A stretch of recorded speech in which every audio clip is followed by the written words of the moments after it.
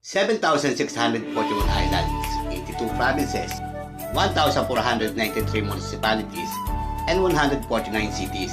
Yan meron ang Pilipinas. But aside from these numbers, you know that Philippines has a lot to offer when it comes to beautiful tourist destinations like Puerto Princesa Underground River, that among the 7 wonders of nature, the perfect shape of Mayong volcano in Albay, and the unique geological formation over 1,200 cone shape in province of Bohol, and the white sand beach of Boracay. And that is a huge reason why I decided to do the Philippine Loop again. To rediscover, to explore, and to reshare to all of you how beautiful the Philippines is.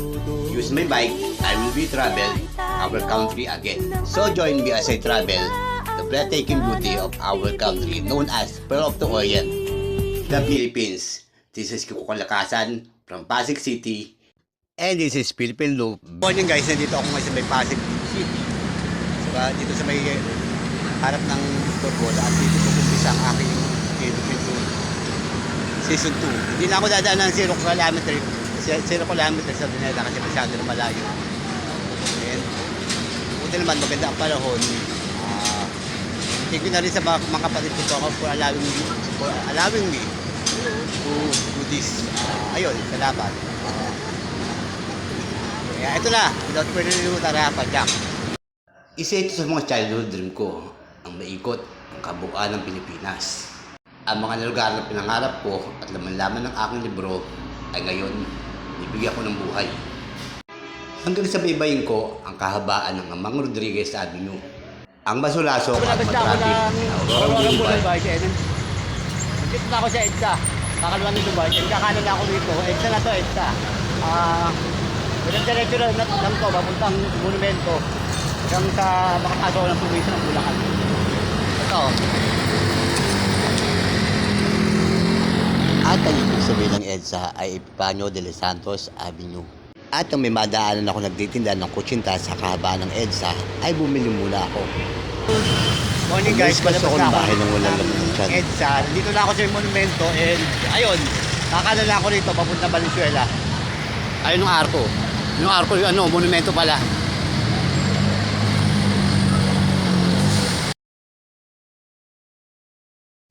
At binigtas ko ang kabaan ng kalsada ng bayan ng Valenzuela. Ang Valenzuela ang nagsisilbing exit point kung galing kayong Metro Manila at morning guys, nandito na ako. Palabas na ako ng Malanday and ito na, ang unang probinsya na aking dadaanan sa aking Philippine Loop, ang Bulacan. Welcome to May Kawayan City.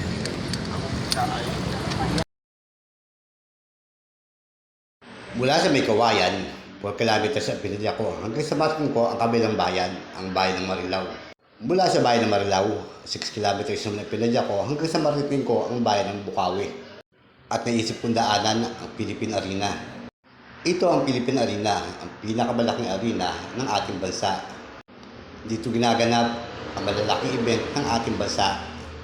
At sa laki at lawakan nito, kaya nito occupied ng more than 50,000 na tao sa isang concert lang. Actually, bawal talagang video at kumuha ng picture dito, kaya lang sinimplahan ko na lang. Nabasa ko kasi kanina, kung gusto nyo mag-picture o mag-video, kailangan yung waiver. At pagkatapos kong videohan ng Philippine Arena, bumalik uli ang kalsada hanggang sa marating ko ang bayan ng Balagtas, kung saan isinilang ang pambansang ama ng Balagtasan, si Francisco Balagtas. At mula Balagtas, 5 kilometro pinadya ko hanggang sa marating ko naman ang kabilang bayan, ang bayan ng Ginto. At dito nga muna ako nagpahinga. Kumain ako at uminom ng kape. Nang bumalik ko ng kalsada, narating ko na ang arko ng Malolos, Bulacan. At mula sa arko ng Malolos, 5 kilometers sa pinadya ko hanggang sa marating ko naman ang Barisuin Church. Sa mga batang 80s na katulad ko, malamang hindi nyo makakalimutan ang simbahan na to. Kaway-kaway sa nakahawak ng 10 pisong papel ng araw na ang nasa likod ay ang simbahan ng Barisuin Church. At sa simbahan din ito, nanumpa ang ika-13 presidente ng Pilipinas, si Joseph Ejercito Estrada. Maraming kwento sa likod ng simbahan na to, kaya lang sa kalumaan hindi ko na matandaan. Dito din nilipat ng dating Pangulong Emilio Aguinaldo ang pamahalaan ng Pilipinas dahil nga sa namumong gera sa pagitan ng mga Hapon at mga Pilipino. Kaya tayo nagkaroon ng Malolos. Thank you. At pagkalabas naman ng Barisuin, ng libre sa akin ng buko. Hanggang sa marating ko ang huling bayan ng Bulacan. Yan, good afternoon guys. Nandito ako ngayon sa pangalawang probinsya na aking dadaanan sa aking pagpipilipin loop, Pampanga.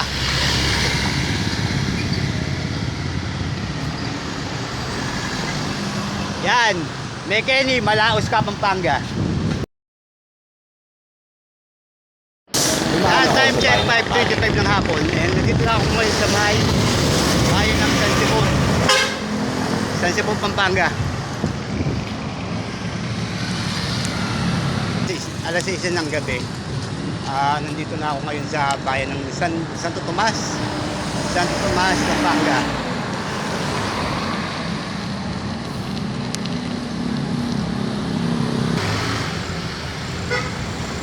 Fast forward na ang hapon ng San Fernando, ang kabisera ng probinsya ng Pampanga.